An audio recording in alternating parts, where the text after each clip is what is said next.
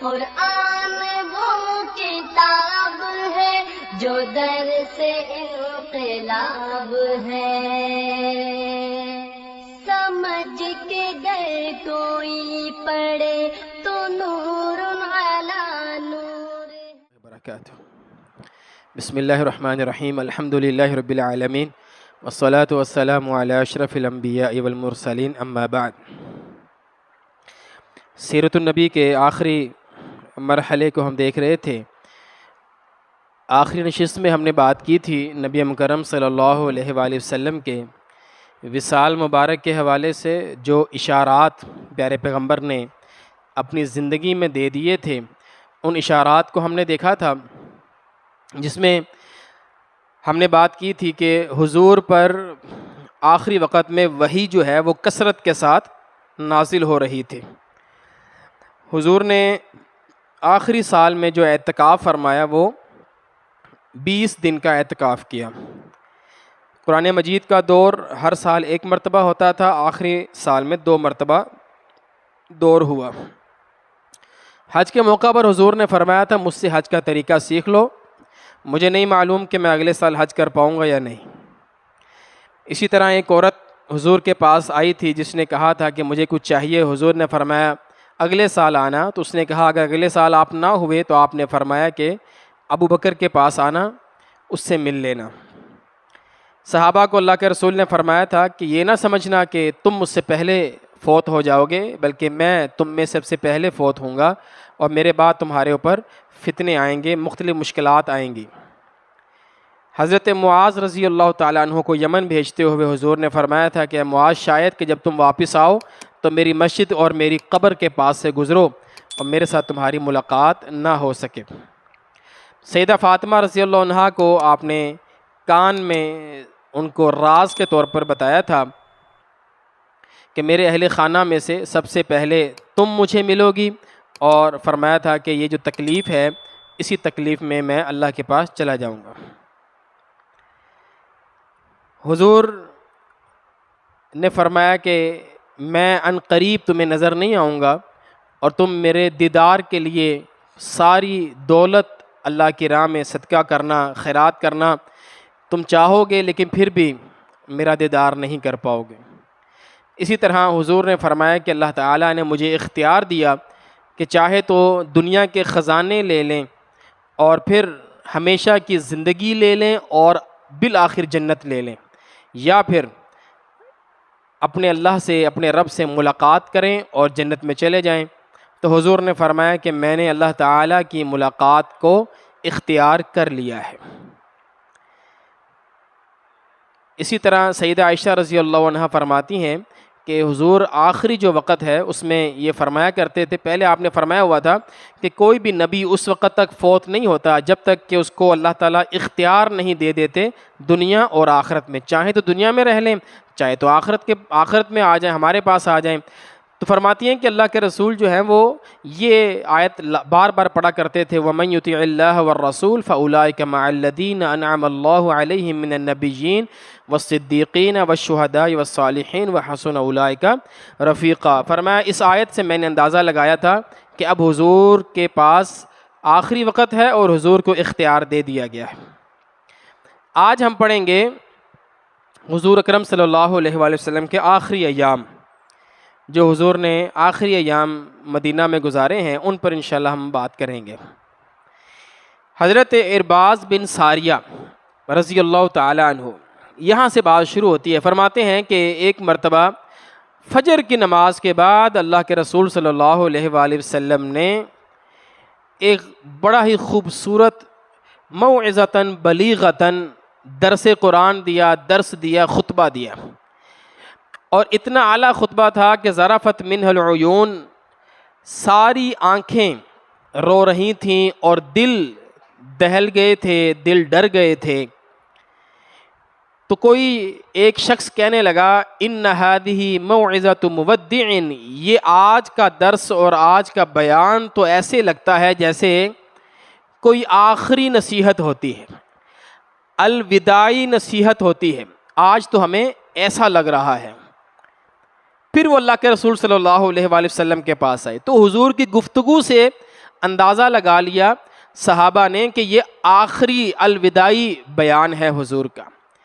تو فرمانے لگے اللہ کے رسول آپ ہمیں کیا وصیت کرتے ہیں، ہمیں آپ کیا حکم دیتے ہیں؟ یہ تو الوداعی سا درس لگ رہا ہے ہمیں کہ اب آپ ہمارے پاس نہیں رہیں گے۔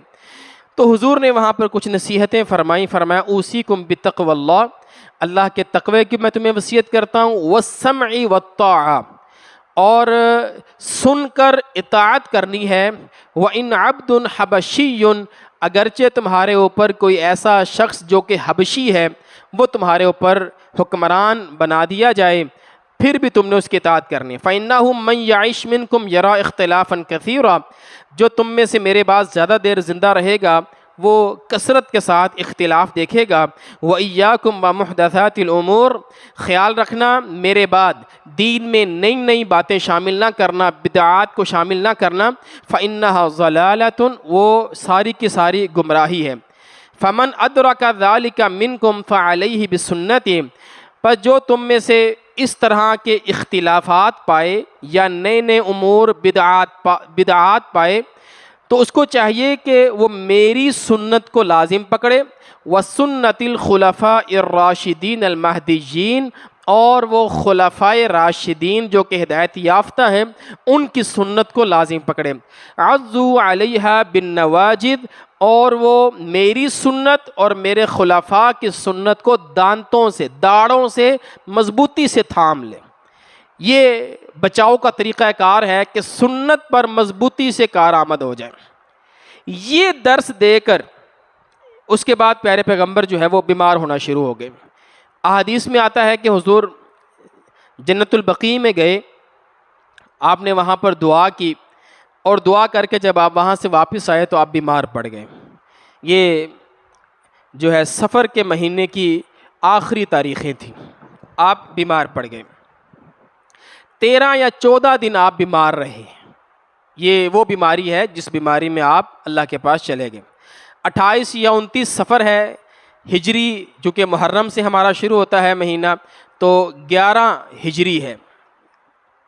آپ قبرستان سے واپس گئے، آپ بیمار ہو گئے۔ روایت میں آتا ہے کہ سیدہ عائشہ رضی اللہ تعالی عنہا کے پاس آپ گئے تو حضرت عائشہ کو آپ نے دیکھا کہ حضرت عائشہ فرما رہی ہیں وَرَأْسَاهُ، ہائے میرا سر۔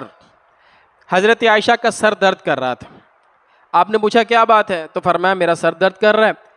تو حضور فرمانے لگے عائشہ تمہارا تو کیا سر درد کر رہا ہوگا جو میرا سر درد کر رہا ہے۔ آپ نے یہ اظہار کیا کہ میرا جو سر کا درد ہے وہ تم سے زیادہ ہے، شدید ہے۔ آگے ہم کچھ روایات پڑھیں گے۔ نبی مکرم صلی اللہ علیہ وآلہ وسلم کی بیماری جو ہے وہ عام لوگوں سے شدید ہوا کرتی تھی۔ آپ کا جو بخار ہے وہ عام لوگوں سے زیادہ ہوا کرتا تھا۔ سیدنا عبداللہ بن مسعود فرماتے میں گیا حضور کے پاس، حضور بخار میں مبتلا تھے، میں نے آپ کو ہاتھ لگایا تو اتنا شدید بخار تھا، میں نے کہا حضور یہ تو عام انسانوں سے بہت زیادہ بخار ہے آپ۔ تو آپ نے فرمایا ہاں انبیاء کرام کو زیادہ بخار ہوتا ہے، زیادہ تکلیف ہوتی ہے۔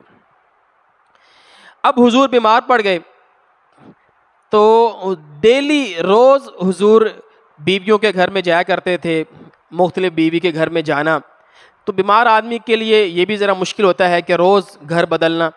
نمازیں آپ پڑھا رہے ہیں مسجد میں تو حضور ڈیلی پوچھتے تھے این انا الیوم، آج میں کہاں پر ہوں، اور این انا غدن، کل میں کہاں پر ہوں گا۔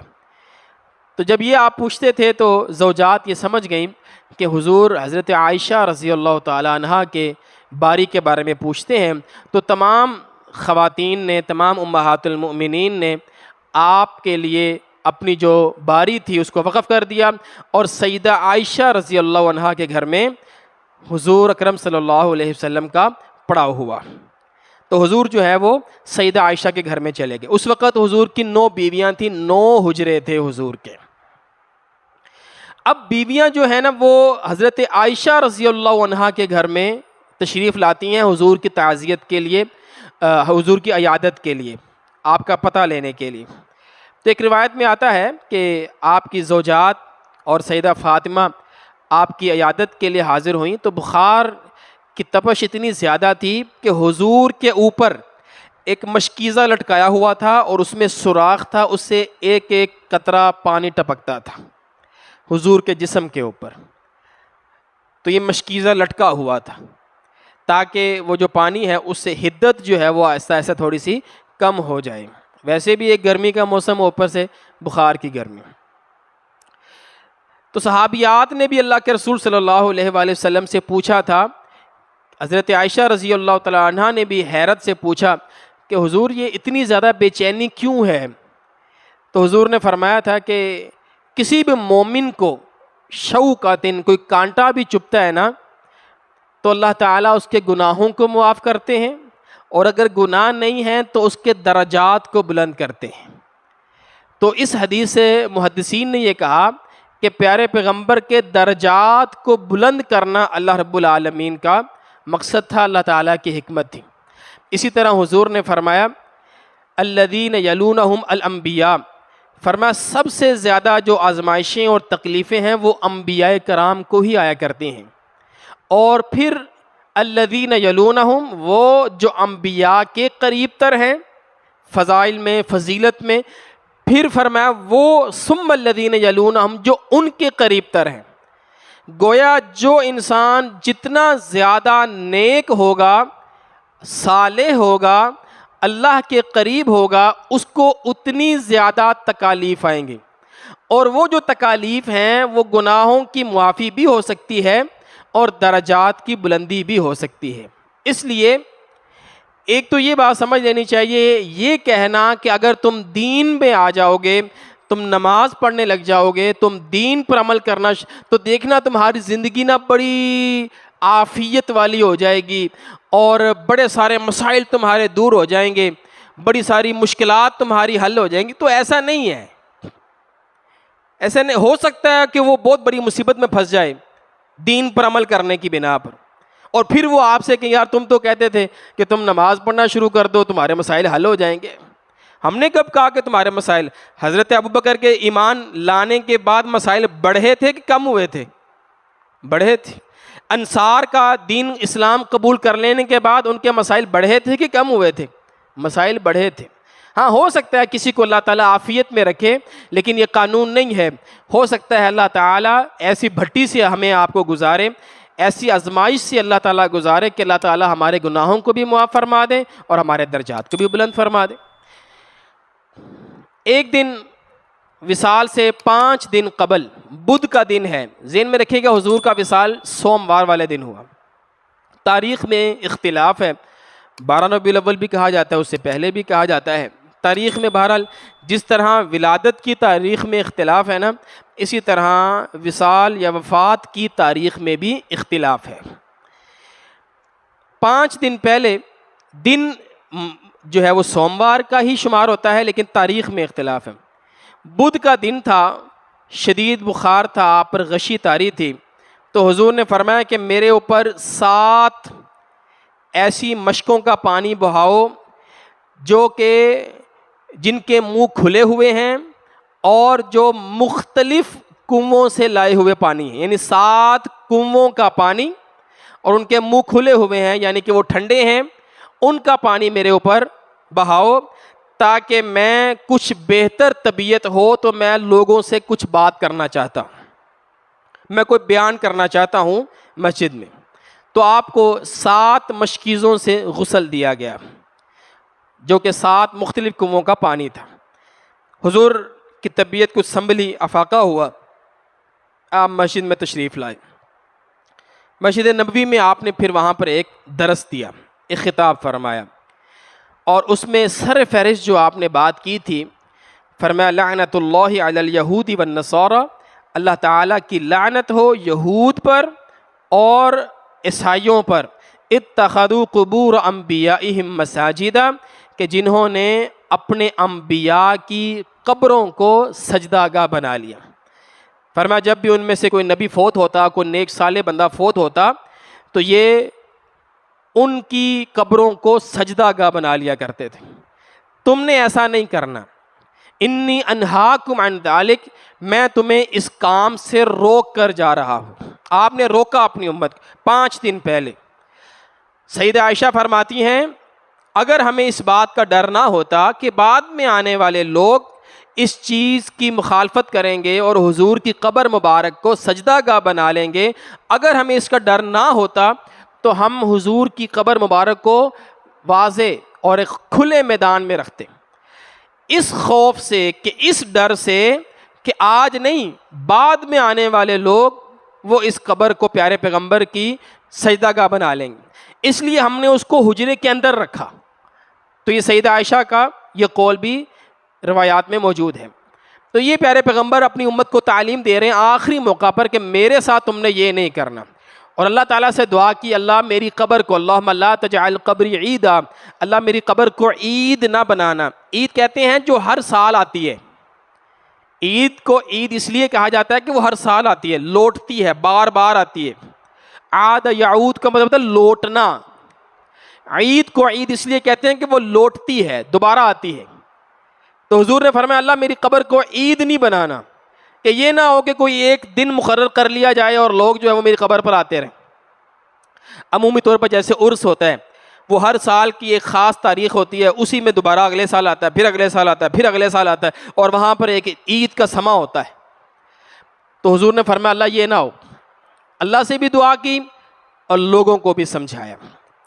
اس کے حوالے سے ہم نے شروع میں بات کی تھی جب ہم عیسائیت کو پڑھ رہے تھے کہ عیسائیت کے ہاں انبیاء اور اپنے پوپ جو ہیں ان کی قبروں کو سجدہ گاہ بنانے کا رواج آج بھی موجود ہے۔ یہ ویٹیکن سٹی کے اندر ان کا مین سب سے بڑا مرکز ہے کیتھولک عیسائیوں کا، جس کو پیپل بیسیلیکا آف سینٹ پیٹر کہا جاتا ہے۔ یہ جو سینٹ پیٹر ہے یہ حضرت عیسیٰ علیہ السلام کے حواریوں میں سے کہا جاتا ہے کہ ایک تھے پیٹر۔ سینٹ مولوی کو کہتے ہیں، بڑے کو کہتے ہیں، جیسے ہم امام کہہ لیتے ہیں امام بخاری، اسی طرح یہ سینٹ کہتے ہیں، سینٹ پیٹر یہ اس کا بنایا ہوا، اور اس کے نیچے سینٹ پیٹر کی قبر ہے تہہ خانے میں۔ یہ ان کا بڑا مرکز ہے، اٹلی کے اندر یہ موجود ہے ویٹیکن سٹی۔ جیسے ہمارے ہاں حج ہوتا ہے تو یہ ان کا ایک بڑا مرکز ہے، ہمارے ہاں بیت اللہ ہے، ان کے ہاں یہ ہے۔ اس کے جب آپ تہہ خانے میں جاتے ہیں تو تہہ خانے میں آج تک جتنے پوپ آئے ہیں، جو بھی پوپ بنتا ہے وہ یہیں پر ہوتا ہے، پوپ کی رہائش گاہ، پوپ کا مسکن اسی جگہ پر ہے۔ تو جو بھی پوپ مرتا ہے نا اس کا نیچے مقبرہ بنایا جاتا ہے، یہ ان سب کی یعنی جو باڈیز ہیں وہ ان کے اندر ہیں۔ تو ہر بندے کا اس کے اوپر نام لکھا ہوتا ہے، جیسے یہ اس بندے کا نام لکھا ہوا ہے اور پھر وہاں پر اس کا وقت لکھا ہوا ہوگا کہ یہ کب تھا اور کس سن میں تھا اور کب یہ فوت ہوا۔ تو یہ پیپلز ٹومب جو ہیں یہ آج بھی موجود ہیں۔ آج بھی جب ان کا پوپ مرتا ہے تو یہ اس کو اسی طرح تہہ خانے میں رکھتے ہیں اور اسی طرح اس کے سامنے جاتے ہیں اور اس کی تعظیم کرتے ہیں۔ تو ہمارے ہاں تو بالکل ایسا کوئی تصور نہیں ہے اور نہ ہی ہونا چاہیے۔ مساجد جہاں پر سجدے ہوتے ہیں ان جگہوں پر قبروں کا موجود ہونا یہ کوئی اچھی چیز نہیں ہے، اسی لیے ہمارے تو جنازے میں بھی رکوع اور سجدہ نہیں ہے۔ اسی خطبہ میں حضور نے فرمایا ان امن الناس علی فی صحبتہ و مالہ ابو بکر، آپ نے فرمایا میری ذات پر سب سے زیادہ احسان صحبت کے اعتبار سے اور مال کے لحاظ سے وہ ابو بکر کے ہیں، مجھ پر سب سے زیادہ احسانات مال کے اعتبار سے اور صحبت کے اعتبار سے وہ ابو بکر کے ہیں۔ اور پھر ایک روایت میں آپ نے فرمایا کہ میں نے سب کے احسانات اتار دیے ہیں سوائے ابو بکر کے، اس کے احسان تو اللہ ہی اتارے گا۔ اچھا یہاں پر رک کر ایک چیز کو دیکھیے گا، ان امن الناس علیہ، یہ جو علیہ کا لفظ ہے نا، علیہ کا مطلب ہے مجھ پر، یہ جو شروع میں آپ نے پڑھا مجھ پر، یعنی حضور یہ کہنا چاہتے ہیں میرے اوپر اس کے احسانات ہیں۔ عمومی طور پر یہ ہوتا ہے کہ ہم اللہ کے لیے کام کر رہے ہوتے ہیں، ہم دین کے لیے کر رہے ہوتے ہیں، ہم فی سبیل اللہ کر رہے ہوتے ہیں۔ حضور کہہ رہے ہیں کہ میری ذات پر حضرت ابوبکر رضی اللہ تعالیٰ عنہ جس طرح دین کے لیے خرچ کرتے تھے نا، اسی طرح پیارے پیغمبر پر بھی خرچ کرتے تھے، حضور کی ذات پر بھی خرچ کرتے تھے، صرف دین پر نہیں خرچ کرتے تھے۔ یہ بڑی اہم چیز ہے۔ ہمارے ہاں ہمیں کچھ اس طرح تربیت دی گئی ہے کہ ہم دین والوں پر نہیں خرچ کرتے، ہم دین کی راہ میں خرچ کرتے ہیں، اور اگر کبھی پتہ لگ جائے نا ہمیں کہ دین والے نے اپنے اوپر وہ خرچ کر لیا ہے تو ہم کہتے ہیں یہ بندہ خراب ہے، یہ بندہ 2 نمبر ہے، ہم نے مدرسے کے لیے پیسے دیے تھے، ایک قاری صاحب اپنے گھر لے گئے. ہم نے دین اور دین والوں کو نا الگ الگ رکھا ہوا ہے. ہم یہ سمجھتے ہی نہیں ہیں کہ دین والے پر خرچ کرنا بھی دین پر خرچ کرنا ہے. ہمیں یہ سمجھایا نہیں گیا، نہ ہمیں یہ سمجھ آتی ہے کہ ایک عالم پر، ایک امام پر، ایک خطیب پر، ایک داعی پر، ایک محقق پر، ایک مبلغ پر، ایک مجاہد کی ذات پر خرچ کرنا بھی فی سبیل اللہ ہے. یہ بھی صحابہ کرام کا عمل ہے، یہ بھی صحابہ کرام کا عمل ہے. تو اس چیز پر بھی خیال کرنا چاہیے. وہ ایک لطیفہ مشہور ہے نا کہ ایک بزرگ تھے، وہ مدرسے میں اناج دیا کرتے، جیسے سالانہ گندم ہوتی ہے. تو کسی نے ان کو جا کر بتایا، ان کو کہا جی آپ جو گندم دیتے ہیں نا آدھی تو مولوی صاحب لے جاتے ہیں جن کا مدرسہ ہے، اور آدھی جو ہے وہ بچوں کو ملتی ہے. اس نے کہا اچھا آپ کا بہت شکریہ، آپ نے مجھے اس چیز سے آگاہ فرما دیا. اگلے سال سے قاری صاحب کی وہ جو آدھی گندم ہے وہ اضافی جایا کرے گی. میرے لیے اس سے زیادہ خوشی کا مقام کیا ہو سکتا ہے کہ طلباء دین بھی میرا دیا ہوا اناج کھا لیتے ہیں، اور وہ قاری قرآن، وہ عالم جو ان کو استاد جو پڑھاتا ہے، وہ بھی اناج جو ہے وہ میرے گھر سے جاتا ہے اس کو. اس سے زیادہ میرے لیے خوشی کی بات کیا ہو سکتی ہے. آپ کا شکریہ، آپ نے مجھے بتا دیا، اگلی دفعہ زیادہ جایا کرے گا اس کو. تو اس چیز کو بھی خاص طور پر یہ روایت بہت بڑی دلیل ہے اس پر. اب حضور کی ذات پر خرچ کرنے سے حضور خود جو ہے وہ کمفرٹیبل ہیں، حضور کا گھر جو ہے وہ کمفرٹیبل ہے، اور آپ دین کا کام کر رہے ہیں. تو جو لوگ دین کے لیے اپنی زندگیاں وقف کرتے ہیں نا، ان پر خرچ کرنا بالکل ویسے ہی اجر ہے جیسے آپ دین پر خرچ کرتے ہیں. اور ایک اور بات ذہن میں رکھیے گا، طلباء پر خرچ کرنے سے کی نسبت اساتذہ پر خرچ کرنا یہ زیادہ ثواب کا کام ہے. اس کی وجہ یہ ہے کہ طالب علم ابھی تیار نہیں ہوا، اس نے اپنی زندگی ابھی دین کے لیے وقف نہیں کی. میں آپ کو صحیح بات بتاؤں، بہت سارے طلباء ایسے ہیں جن پر ہم خرچ کرتے ہیں، بعد میں پتہ لگتا ہے جی وہ مسجد مدرسہ ہی چھوڑ گیا، وہ تو کسی اور فیلڈ میں چلا گیا، دکانداری میں چلا گیا، کاروبار میں چلا گیا. دل دکھتا ہے کہ یار ہم نے اس پر خرچ کیا ہے کہ یہ دین کا کام کرے گا، اللہ کے دین کے لیے یہ کچھ کرے گا، لیکن وہ جو دنیا کے پیچھے پڑ جاتا ہے. لیکن وہ شخص جس نے پریکٹیکلی اپنی آپ کو ثابت کیا کہ پہلے اس نے علم حاصل کیا اور اب وہ علم پڑھا رہا ہے یا آگے دین کا کام کر رہا ہے، تو اس نے تو چھوڑ دیا نا، اس کو تو آپ کو نظر آ رہا ہے، یہ تو پریکٹیکلی ہے.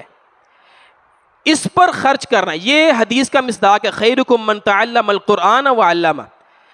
یہ پڑھ بھی چکا ہے اور پڑھا بھی رہا ہے، وہ تو ابھی صرف پڑھ ہی رہا ہے. صحیح ہے، وہ آدھا فضیلت والا ہے، یہ ڈبل فضیلت والا ہے. اس لیے اس چیز کا اہتمام کرنا چاہیے، کوشش کرنی چاہیے کہ یہ مسجد کا ہے اور یہ مسجد کے خطیب کے لیے ہے، یہ مسجد کے قاری صاحب کے لیے. ہمارا ایک دوست ہے، ساتھی ہے، وہ ہمارا ڈونر ہے، الرزاق رویل میں وہ رہتے ہیں، وہ ہمیں منتھلی بھی دیتے ہیں ہمارے ادارے کو.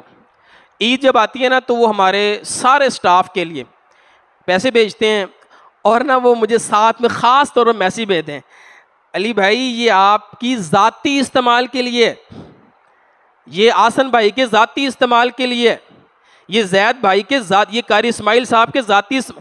پچھلے سال اس نے ہمیں 90,000 روپے بھیجا، 20,000 روپے اس نے کہا یہ آپ لوگوں کے ذاتی استعمال کے لیے. یعنی وہ کہتا ہے ساتھ میں کہ یہ نہیں سمجھنا یہ مدرسے کا میں نے آپ کو الگ دے دیا ہے، یہ آپ کے ذاتی استعمال کے لیے.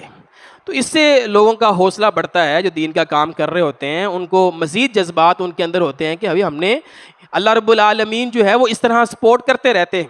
تو اس چیز کو آپ نے ذہن میں رکھنا چاہیے. ہمیں اس حدیث سے ہمیں یہ بات سمجھ آتی ہے. حضور جب بیمار تھے تو سیدہ عائشہ فرماتی ہیں کہ پہلے تو حضور معوذات پڑھ کر قل اعوذ برب الفلق اور قل اعوذ برب الناس پڑھ کر جو ہے وہ اپنے اوپر دم کیا کرتے تھے. لیکن جب بیماری شدید ہو گئی تو حضور خود دم نہیں کر پاتے تھے، تو سیدہ عائشہ فرماتی ہیں میں وہ صورتیں پڑھتی اور حضور کے ہاتھوں پر پھونک مارتی اور حضور کے ہاتھوں کو لے کر آپ کے جسم پر مل دیتی. اچھا یہ بڑی اہم بات ہے، سیدہ عائشہ اپنے ہاتھوں پر کیوں نہیں پھونک مارتی تھی، حضور کے ہاتھوں پر کیوں مارتی؟ پہلے حضور بھی ایسے ہی کرتے تھے، معوذات پڑھتے تھے، ہاتھوں پر پھونک مار کے پورے جسم پر ہاتھ مل لیا کرتے. اب پڑھتی سیدہ عائشہ ہیں، پھونک حضور کے ہاتھوں پر مارتی ہیں اور پھر خود ہاتھ پکڑ کر پورے جسم پر مل دیتی ہیں. تو محدثین نے لکھا کہ وہ حضور کے ہاتھوں کی برکت حاصل کرنا چاہتی. سیدہ عائشہ کے ہاتھ کی اپنی ایک برکت ہے، لیکن جو حضور کے ہاتھ کی برکت ہے، تو فرماتی تھی ان کے ذہن میں یہ تھا کہ حضور کے ہاتھوں کی برکت جو ہے وہ پہنچے وہاں تک. اسی طرح حضور کو دوائی دینے کی بھی کوشش کی گئی. اللہ کے رسول نے منع فرمایا اور مجھے دوائی نہیں دینی. حضور کو معلوم تھا یہ بیماری نہیں ہے، آپ کو معلوم تھا، کیونکہ حضور کو اختیار دیا گیا تھا، آپ تو اللہ کے پاس جائے. تو دوائی تو انسان تب کھاتا ہے جب بیماری ہوتی. ایک روایت میں آتا ہے کہ زوجات کہنے لگی کہ حضور ہم نے آپ کو فلاں بیماری کی دوائی دی ہے، ہمیں لگتا ہے شاید کہ آپ کو وہ بیماری ہے، ذات الجنب اس کا نام ہے. حضور فرمانے لگے ایسی بیماری نہیں، اللہ مجھے بھیجتا ہوتا. مطلب یہ بیماری نہیں ہے، یہ تو اب اللہ کے پاس جانے کی، اب دوائیوں کا کوئی اثر نہیں ہے، کوئی فائدہ نہیں ہے، ہم نے کوئی شفا نہیں لینی، ہم تو اللہ کے پاس جا رہے ہیں. حضور نے منع فرمایا. عمومی طور پر علاج کروانا جائز ہے، سنت ہے، اس میں کوئی قباحت والی بات نہیں ہے، لیکن اللہ کے رسول نے منع فرمایا اور نہیں مجھے دوائی نہیں دینی. اب صحابیات نے کیا کیا؟ صحابیات نے نا زبردستی، حضور جب تھوڑا سے ہوش میں نہیں تھے تو اللہ کے رسول صلی اللہ علیہ وسلم کو انہوں نے غشی کی حالت میں دوائی پلا دی. جب حضور ہوش میں آئے نا تو آپ نے بڑی ناراضگی کا اظہار کیا، تم نے مجھے کیوں دوائی کھلائی؟ اور پھر آپ نے کہا جتنے گھر میں موجود ہیں سب کو وہی دوائی پلاؤ. اب وہ جتنی زوجات تھیں اس وقت ان سب کو وہ دوائی پلائی گئی. تو یہ حضور کا ایک جذباتی فیصلہ آپ سمجھ لیں، جیسے ہوتے ہیں بیمار آدمی. تو حضور نے سختی سے کہا ان سب، اور پھر سب کو پلایا گیا. ایک آپ کی زوجہ تھی، شاید سیدہ میمونہ تھی، ان کا روزہ تھا، تو سب نے کہا ان کا روزہ ہے. آپ نے کہا نہیں اس کو بھی پلاؤ. جب میں نے منع کیا مجھے نہیں دوائی دی، انہوں نے مجھے کیوں دوائی دی؟ ان کو بھی پلایا گیا، سوائے حضرت عباس کے. حضرت عباس حامی نہیں تھے دوائی پلانے کے، تو حضور نے ان کو استثناء کر دیا، عباس کو رہنے تو باقی سب کو پلاؤ. اس آخری وقت میں نا اللہ کے رسول صلی اللہ علیہ وسلم نے کچھ وصیتیں فرمائی. وصیت آپ کے علم میں ہے، فوت ہونے سے پہلے انسان کرتا ہے وصیت، اس کو ہم نصیحت، وہ نصیحت ہوتی ہے اسے ہم وصیت کہتے ہیں. حضور نے امت پہ کچھ وصیتیں فرمائیں. اس میں سے ایک وصیت یہ ہے اوصیکم بالانصار. حضور نے خاص طور پر فرمایا. ہوا یہ کہ حضرت ابو بکر اور عمر گزرے تو دیکھا کہ کچھ انصاری صحابہ رو رہے ہیں، انصاری مدینہ والے. آپ نے پوچھا ابھی کیوں رو رہے ہو؟ تو فرمانے لگے کتنے دن ہو گئے حضور کا دیدار نہیں کیا، حضور کو دیکھا نہیں ہے، آپ اپنے گھر میں ہیں، حجرہ عائشہ میں ہیں، تو ہم تو حضور کی مجلس کو یاد کر کے رو رہے ہیں. حضرت ابوبکر اور عمر اللہ کے رسول کے پاس آئے تو آ کر بتایا کہ حضور انصار ایسے رو رہے ہیں. آپ نے فرمایا مجھے باہر لے کے چلو. آپ مسجد میں تشریف لائے، آپ نے لوگوں کو بلایا، آپ نے فرمایا اوصیکم بالانصار، لوگوں میں تمہیں انصار کے بارے میں وصیت کرتا ہوں، ان کا خیال رکھنا. انصار میرے لیے ایسے ہیں جیسے وہ میرے رازدار ہیں اور میرے پیٹ کی مانند ہیں. ایک روایت میں آپ نے فرمایا جیسے بنیان ہوتی ہے نا، بنیان جسم کے ساتھ ملی ہوئی، وہ ایسے ہیں میرے لیے بہت معزز ہیں وہ لوگ، ان کا خیال رکھنا. اور پھر آپ نے فرمایا انہوں نے اپنا کام پورا کر دیا ہے، اپنی ذمہ داری پوری کر دی ہے، لیکن ابھی ہماری طرف سے ان کا حق ادا نہیں ہوا. پھر آپ نے فرمایا کہ انصار جو ہے نا وہ آہستہ آہستہ کم ہو جائیں گے. ظاہری بات ہے اب ہجرت نہیں تو نصرت بھی نہیں، تو اب انصار جو ہیں بس وہی ہیں، پھر آہستہ آہستہ وہ کم ہو جائیں گے، یہاں تک کہ وہ ایسے ہو جائیں گے جیسے کھانے میں نمک ہوتا ہے. کھانے میں نمک ہوتا ہے تو کھانے میں نمک کیوں ڈالتے ہیں؟ ایک تو اس کی تشبیہ کا مطلب یہ ہے کہ وہ بہت تھوڑے ہوں گے. کھانے میں نمک تھوڑا سا ڈالتے ہیں نا، آٹے میں آپ تھوڑا سا نمک ڈالتے ہیں، تو ایک تو اس کا مطلب یہ ہے کہ جیسے آٹے میں نمک ہوتا ہے بالکل تھوڑے سے رہ جائیں گے. دوسرا اس کا کیا مطلب ہو سکتا ہے؟ بغیر نمک کے کھانا کیسا ہوتا ہے؟ آپ فرمانا یہ چاہتے ہیں بغیر نمک کے جیسے کھانا بے ذائقہ ہوتا ہے نا، میرے انصار کے بغیر مسلمانوں تم بے ذائقہ ہو جاؤ گے، تمہارا کوئی ذائقہ نہیں ہے۔ یہ جو ذائقہ تمہیں نظر آتا ہے نا، یہ انصار کی وجہ سے ہے۔ پھر آپ نے فرمایا اگر یہ اچھا کام کریں تو ان کے اچھے کام کو قبول کرنا، اور اگر کبھی ان سے غلطی ہو جائے تو ان کو درگزر کرنا، ان کی غلطیوں کو دیکھ کر ان کو سزائیں نہ دینا۔ آپ یہ کہنا چاہتے تھے کہ میرے بعد جو حکمران آئے گا وہ ان کا خیال رکھے۔ انصار کے بارے میں آپ نے نصیحت کی۔ اسی طرح آپ نے عقیدے کے حوالے سے یہی جو ہم نے ابھی بات کی، قبروں کو پختہ بنانا اور سجدہ گاہ بنانا، اس کے حوالے سے آپ نے بات کی۔ اسی طرح عرب کے حوالے سے آپ نے بات کی، اخرج المشرکین من جزیرۃ العرب۔ حضور نے فرمایا کہ مشرکین جتنے بھی ہیں ان کو جزیرہ عرب سے نکال دو۔ عرب جو علاقہ ہے، جزیرہ نما عرب ہے، اس سے مشرکین کو نکال دو، یہ حضور کا حکم ہے۔ حضرت ابوبکر صدیق رضی اللہ تعالیٰ عنہ کے زمانے میں چونکہ فتنوں کا دور تھا، قلیل 2.5 سال کا دور تھا، یہ کام نہیں ہو سکا، مشکل تھا ذرا، یہ کوئی آسان کام نہیں ہے۔ اس پر حضرت عمر رضی اللہ تعالیٰ عنہ نے عمل کیا تھا۔ حضرت عمر نے پھر یہودیوں کو بھی نکال دیا، خیبر سے نکال، جتنے مشرک یہودی کافر عیسائی سب کو نکال دی۔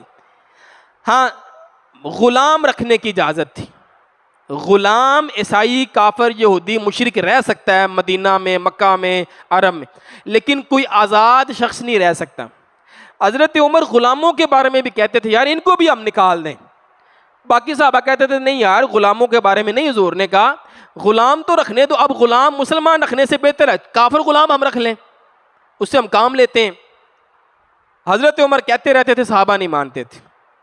انہی غلاموں میں سے ایک غلام تھا ابو لولو فیروزی، جو مجوسی تھا، وہ ایک صحابی کا غلام تھا، مغیرہ رضی اللہ تعالیٰ عنہ کا تھا، کسی اور صحابی کا، مغیرہ بن شعبہ کا۔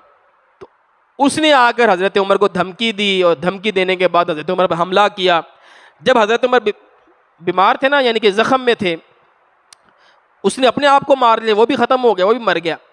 تو حضرت عمر رضی اللہ عنہ نے کہا تھا حضرت مغیرہ سے، دیکھو میں تمہیں کہتا تھا ان کو نکال دو باہر، تم میری بات نہیں مانتے تھے، میں نے تمہیں کہا تھا مشرک غلام نہ رکھو۔ اب دیکھو کتنی بڑی کارروائی ڈالی ہے اس نے۔ غالباً اس کے بعد حضرت عثمان رضی اللہ تعالیٰ عنہ نے ان کو نکال دیا تھا، اس چیز پر خیال رکھا۔ اور آپ کو تعجب ہوگا، حضرت عثمان رضی اللہ تعالیٰ عنہ نے ممبر کے اندر جہاں وہ نماز پڑھاتے تھے نا، ایک پورا کمرہ نما بنا لیا تھا، کیونکہ حضرت عمر کو حملہ ہوا نماز کی حالت میں، اور وہ کھلے ہو کر جیسے ہم پڑھتے ہیں نماز، وہ ممبر کے پیچھے سے آ گیا تھا۔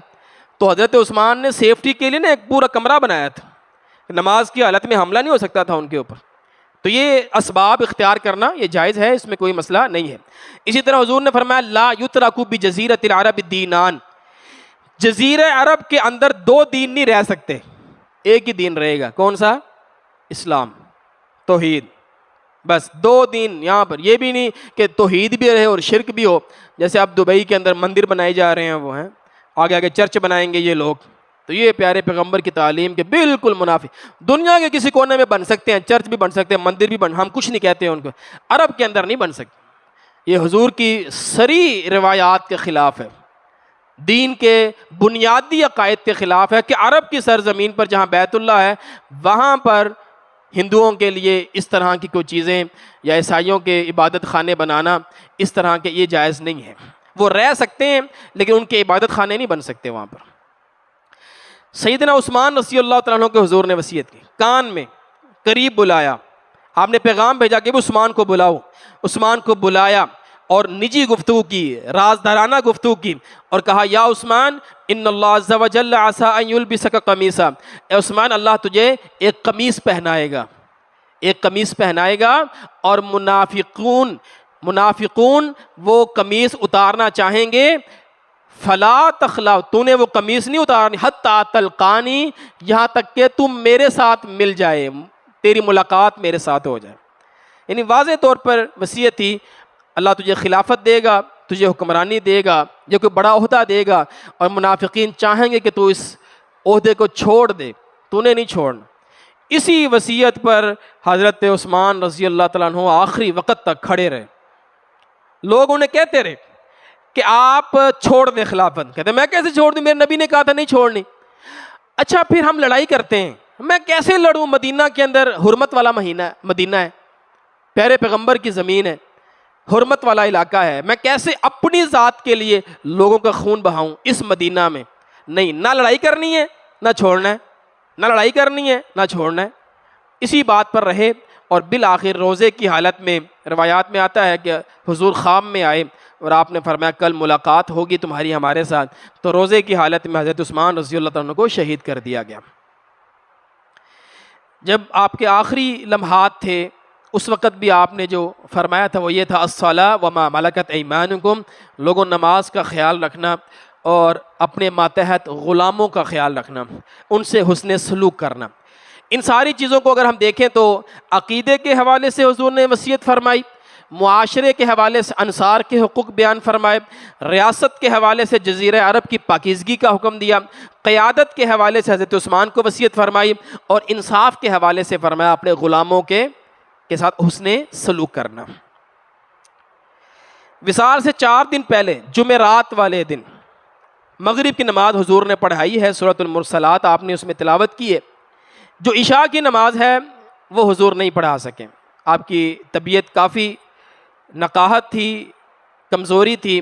حضور اٹھے ہیں, آپ نے پوچھا لوگوں نے نماز پڑھ لی, فرمایا نہیں وہ آپ کے انتظار میں ہیں. حضور نے فرمایا مجھے اٹھاؤ, آپ پھر دوبارہ سے بے ہوش ہو گئے. پھر آپ کو ہوش آیا, پھر آپ نے پوچھا لوگوں نے نماز پڑھ لی, کہا نہیں وہ آپ کا انتظار کر رہے ہیں. فرمایا مجھے اٹھاؤ, پھر آپ پر غشی طاری ہو گئی. 3 مرتبہ جب یہ معاملہ ہوا حضور سمجھ گئے کہ اب میں نہیں جا سکتا. پھر آپ نے فرمایا مروا ابا بکر فلیصلی بالناس, ابو بکر سے کہو کہ وہ لوگوں کو نماز پڑھائے. تو اس سے ایک تو بات یہ ثابت ہوتی ہے کہ امام کا انتظار کرنا چاہیے اگر امام موجود ہے. اگر امام موجود ہے تو اس کا انتظار کر لیا جائے, وہ وضو فرما رہے ہیں یا کسی اور حاجت میں ہیں. امام کی موجودگی میں کسی شخص کو اجازت نہیں ہے کہ وہ آگے کھڑا ہو. اگر وہ اجازت نہ دے, اجازت دے دے تو پھر ٹھیک ہے. اچھا حضور نے فرمایا ابو بکر سے کہو. سیدہ عائشہ فرمانے لگی حضور ابو بکر سے نہ کہیں, وہ تو بڑے نرم دل ہیں, آپ کے مصلی پر کھڑے ہوں گے تو ان سے کھڑا نہیں ہوا جائے گا, وہ روئیں گے, بڑے چھوٹے دل کے ہیں, آپ نہ حضرت عمر سے کہہ دیں. حضور کو یہ سن کے غصہ آیا, آپ نے کہا میں کہہ رہا ہوں ابو بکر کو, وہ ابو بکر کے علاوہ کسی اور کو تو مسلمان قبول ہی نہیں کریں گے, نہ اللہ قبول کرے گا نہ مسلمان, نہ میں قبول کرتا ہوں. تو آپ نے فرمایا یہ مجھے مشورے نہ دو اس طرح, وہ یوسف علیہ السلام کی عورتوں کی طرح حضور نے وہاں پہ الفاظ استعمال کیے, مجھے مشورے نہ دو, جو میں کہہ رہا ہوں وہ کرو. حضرت ابو بکر رضی اللہ تعالیٰ عنہ کو پھر مصلی امامت پر کھڑا کیا گیا. یہ جمعرات کی عشاء کی نماز ہے. آگے ہے جمعہ 5 نمازیں, ہفتہ 5 نمازیں, اتوار 5 نمازیں, یہ ہو گئی 15 نمازیں. جمعرات کی عشاء 16, پیر کی فجر 17.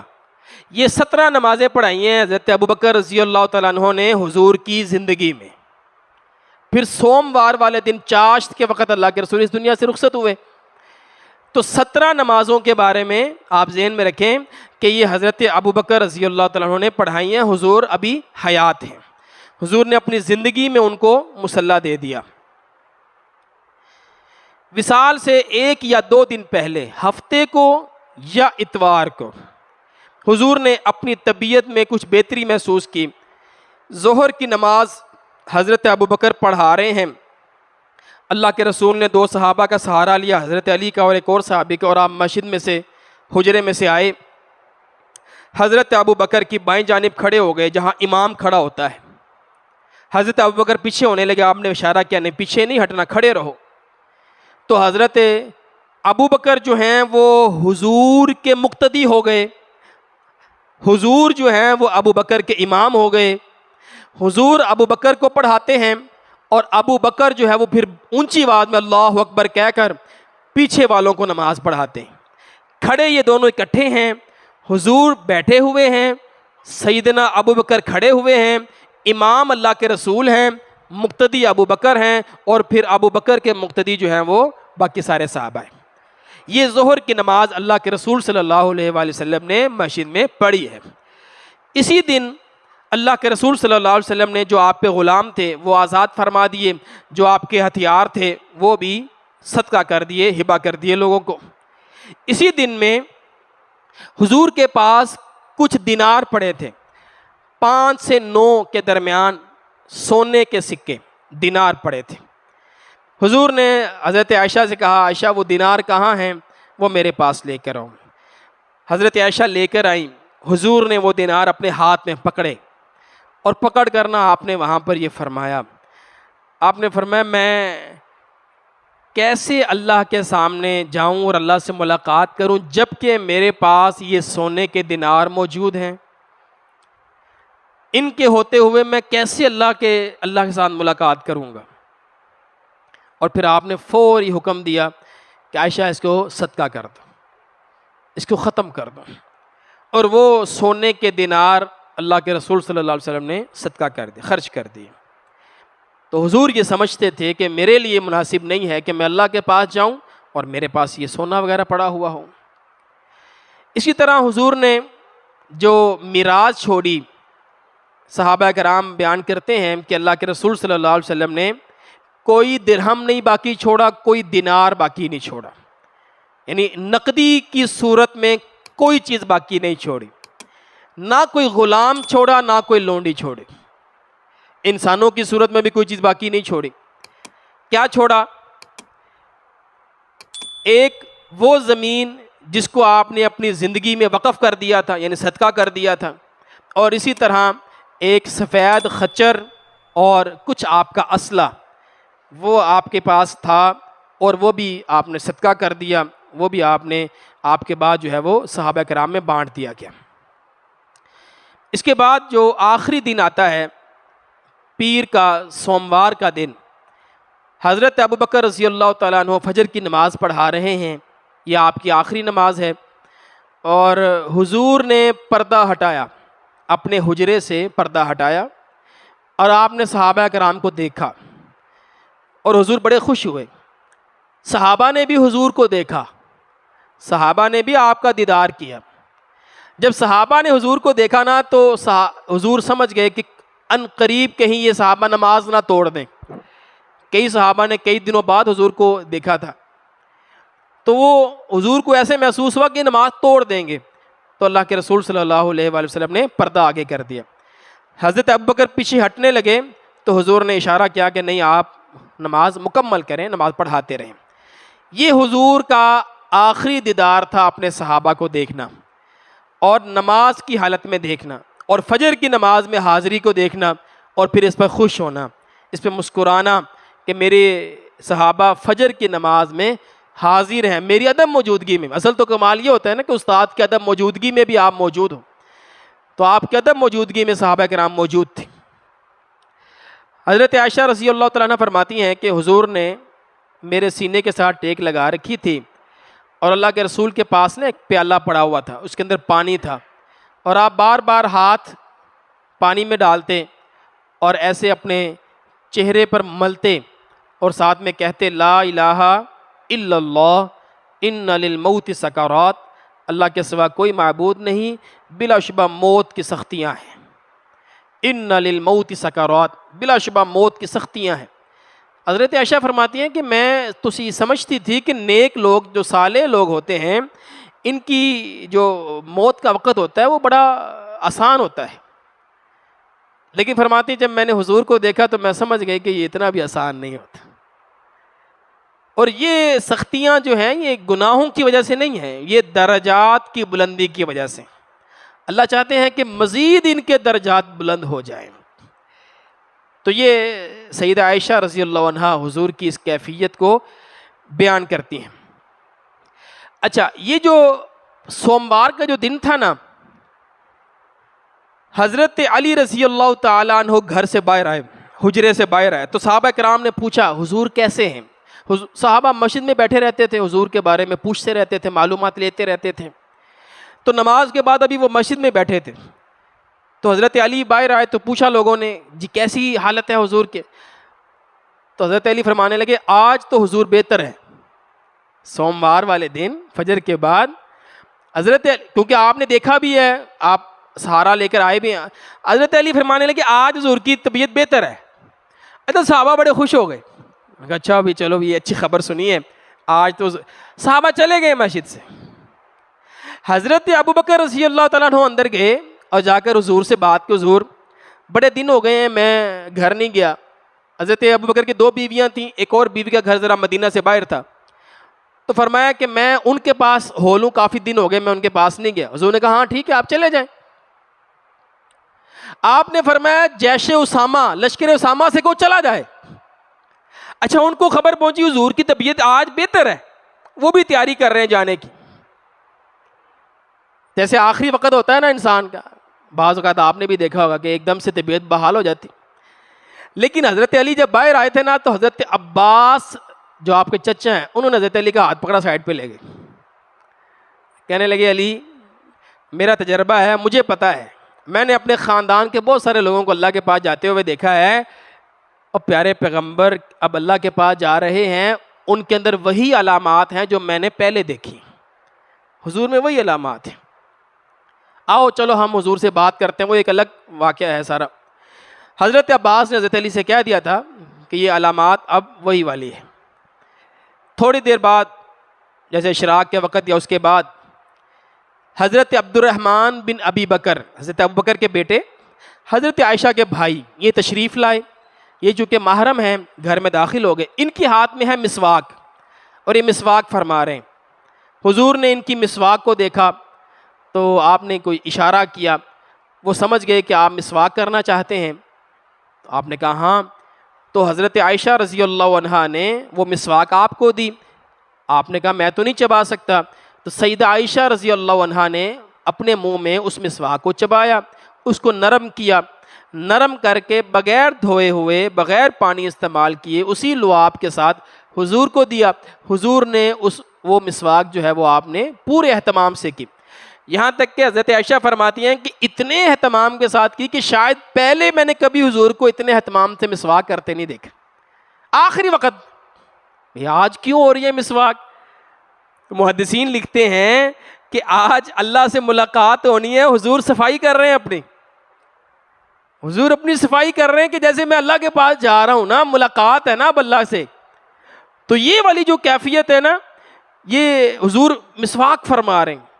اسی وقت میں حضرت عائشہ حضرت فاطمہ رضی اللہ تعالیٰ عنہ آتی ہیں اللہ کے رسول کے, واہ کاربا واہ کاربا, ہائے میرے والد کی تکلیف, کہتی اتنی تکلیف میرے والد کو ہو رہی ہے. پھر حضور نے آپ کو پاس بلا کر کہا اے فاطمہ یہ تیرے بابا کی آخری تکلیف, اس کے بعد تمہارے بابا کو کوئی تکلیف نہیں ہوگی. تو یہ جو چاشت کا وقت پھر ہوتا ہے, آپ کا جو آخری عمل ہے وہ مسواک ہے. اس کے بعد حضرت عائشہ فرماتی ہیں کہ حضور اکرم صلی اللہ علیہ وآلہ وسلم بین سحری و نحری, آپ صلی اللہ علیہ وآلہ وسلم میرے سینے اور گلے کے درمیان میں آپ کا سر مبارک تھا. جیسے ٹیک لگا کر حضور کی کمر مبارک, آپ کا سر مبارک سیدہ عائشہ کے سینے مبارک کے ساتھ لگا ہوا تھا. فرماتی ہیں کہ نبی مکرم صلی اللہ علیہ وآلہ وسلم نے ایسے انگلی اپنی جو ہے وہ آسمان کی طرف اٹھائی ہے اور اللہ رب العالمین سے کہا اللہم اغفر لی وارحمنی والحقنی بالرفیق الاعلی, اے اللہ مجھے معاف کر دے, اے اللہ میرے اوپر رحم فرما, اور اے اللہ مجھے اپنے اعلیٰ دوستوں میں شامل فرما لے جو میرے سے پہلے تیرے پاس آ چکے ہیں, انبیاء کرام, صالحین, شہداء, اللہ تو مجھے ان کے ساتھ ملا دے. اور اس طرح پھر آپ کی انگلی جو ہے وہ اوپر سے آہستہ آہستہ نیچے کی طرف آ گئی.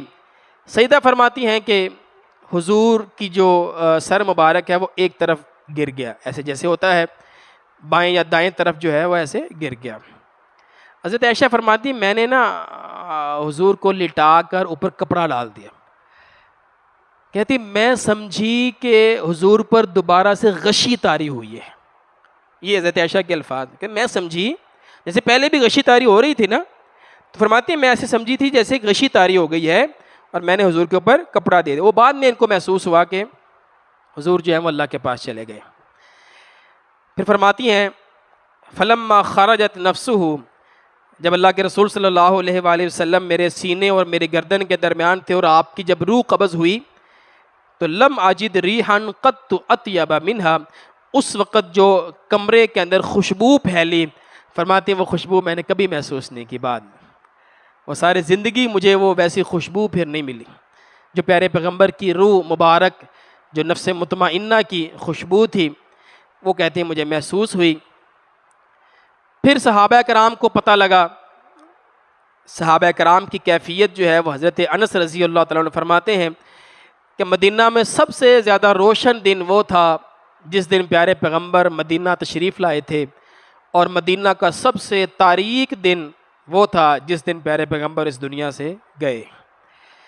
حضرت عمر رضی اللہ تعالیٰ عنہ کو پتہ لگا، شدید صدمے میں تھے، تلوار باہر نکالی اور وہ کہہ رہے ہیں کہ حضور کچھ نہیں ہوا، حضور کو، حضور بس ابھی گئے ہیں، جیسے معراج پر جاتے ہیں واپس آ جائیں گے، غشی طاری ہوئی ہے، یہ نہیں کہنا کہ حضور کا انتقال ہو گیا ہے۔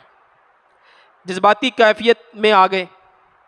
حضرت ابوبکر کو وہاں خبر پہنچی جس گھر میں وہ تھے، وہاں سے انہوں نے گھوڑا دوڑایا اور سیدھا مسجد میں آئے۔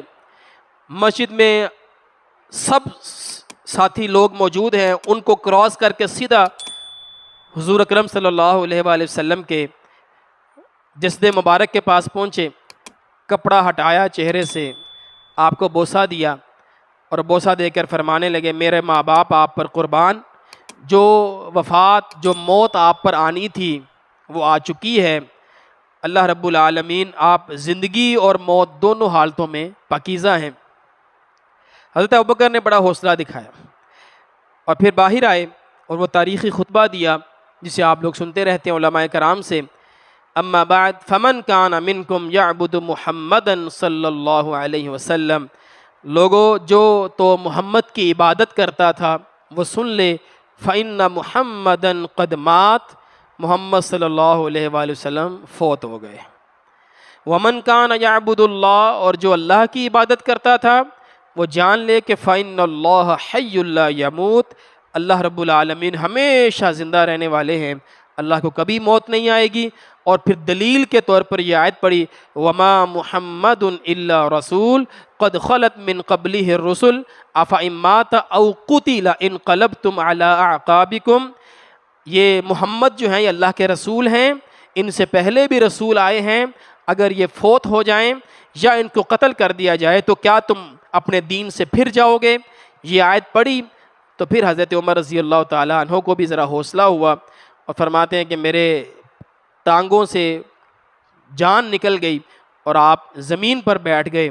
اور پھر جو حضرت عمر رضی اللہ تعالیٰ عنہ کی کیفیت ہوگی بعد میں، تو اس وقت کو جو ہے وہ حضرت ابوبکر رضی اللہ تعالیٰ عنہ نے امت کو سنبھالا، امت کو حوصلہ دیا اور ان کی ڈھانس بڑھائی۔ تو یہ آپ صلی اللہ علیہ وآلہ وسلم کی زندگی کا آخری دن تھا۔ آگے کی جو تفصیلات ہے وہ انشاءاللہ ہم آگے آپ کے سامنے رکھیں گے۔ پہلی بات یہ ذہن میں رکھیے گا، یہ کلاس ختم نہیں ہوئی، ہم نے بات کر لی ہے انتظامیہ سے، یہ کلاس ہماری اسی طرح اسی پیٹرن سے آگے چلتی رہے گی۔ یعنی اب ہم دیکھیں گے کہ حضور اکرم صلی اللہ علیہ وسلم کا کس طرح جنازہ تجہیز و تکفین کیسے ہوئی، اصحاب رسول نے کیسے آپ کا جنازہ پڑھا، اور کس طرح حضرت ابوبکر رضی اللہ تعالیٰ عنہ کی خلافت کا اعلان ہوا۔ پھر ہم حضرت ابوبکر کا دور پڑھیں گے انشاءاللہ اور پھر آگے ہم چلتے رہیں گے۔ تو ایک تو یہ کہ یہ کلاس ہماری اسی طرح جمعے والے دن چلتی رہے گی۔ ابھی جو ہماری ربیع الاول کی کلاس ہے وہ اگلے جمعے سے سٹارٹ ہوگی۔ جمعے والے دن امکان ہے کہ ربیع الاول کی 1 تاریخ ہو یا نہیں بھی ہو سکتی، لیکن ہم جمعے والے دن سٹارٹ کر لیں گے۔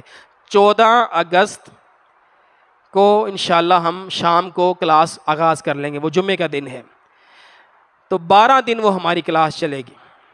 تو ابھی تک الحمدللہ کافی لوگوں کے ہمارے پاس نام آ چکے ہیں جنہوں نے اس کورس کے لیے نام لکھوائے ہیں۔